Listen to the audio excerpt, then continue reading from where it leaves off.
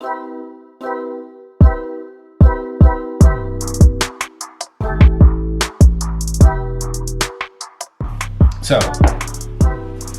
for those that don't have a Ninja, all I want to do is get this up to temperature before it goes in with the sauce and I cover it in the meat.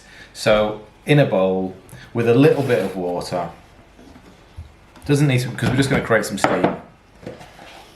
I'm going to stick it in the microwave. So I've got it on 80% power for 5 minutes. But in the recipe, whilst the cauliflower is steaming, we are going to get the meat mix ready. So I've got some shallots in there. I'm going to mix in the minced beef. The recipe called for tomato puree. I completely forgot to buy any. It's just to, again, to sort of colour and give a bit more taste to the meat. Just going to use a half dozen plum tomatoes in the mix. So spices in the large bowl, fully combined. So in here I've got some garlic powder and I've got some smoked paprika. Fresh smoked paprika. Fresh smoked paprika. Right, 2 teaspoons of fresh smoked paprika. Okay, and a teaspoon of garlic powder. I'm going to mix that in together. You could use a food processor for this bit if you really wanted to. It'll make it more into a paste. We're going to put everything in the dish to cook. So the sauce is going to be made in the dish. What's that? This is dried oregano.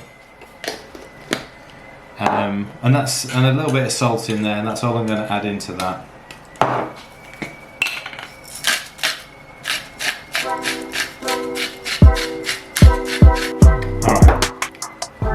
That's ready, that's ready. And the cauliflower is ready. It's hot, but it's not cooked. Right, you don't want to boil it because you don't want this now leaking water everywhere. You do want it either steamed or microwaved. And it's definitely started to sort of soften up. So you don't have to do this bit.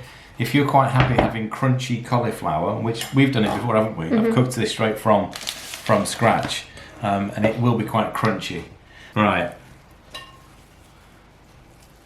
it's a little bit of patchwork, but you want to really press it into the cauliflower. It's going to sort of shrink anyway a little bit on the cauliflower. I'm not going to handle it anymore. Beautiful. You can see there's water starting to come out of it already. So I'm going to cover this with some foil so it bakes for about sort of 30 minutes, and then I'll take the foil off, scatter some cheese over the top, and then put it back in for another 10 or 15. Obviously it depends on your oven,